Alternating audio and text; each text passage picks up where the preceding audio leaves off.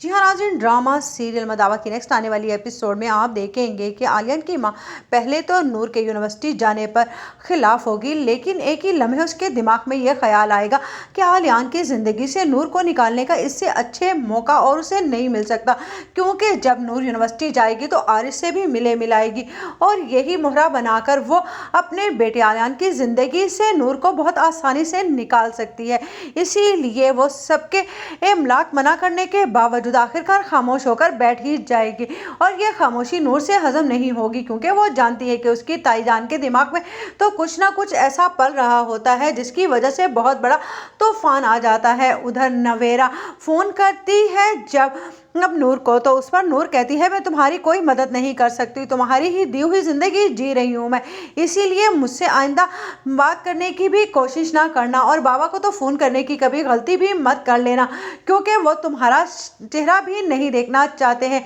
तुम्हारी नौकरी चली गई तो हम क्या करें। उधर आप देखेंगे कि जब अब आलियान की बहन कहती है कि मेरी शादी के बारे में भी आपने सोचा है या मैं सिर्फ और सिर्फ घर के कामकाज करने के लिए ही हूँ, घर के काम कर करके मैं मर जाऊंगी। जिस पर उसका बाप कहेगा घर के काम करते तो बेटा आज तक मैंने तुम्हें देखा नहीं, लेकिन हाँ भाई आलियान की माँ इसके लिए कोई अच्छा सा रिश्ता ढूंढो। नूर तो पढ़ने के लिए चली जाती है और तुम्हारी बेटी सारा दिन चूल्हे चक्की में लगी रहती है गलत गलत चीजें बनाने पर, जिस पर वो कहेगी बाबा आपको तो हमेशा ही अपनी बहू में अच्छाइयाँ नजर आती हैं और अपनी सगी औलाद में बुराइयां।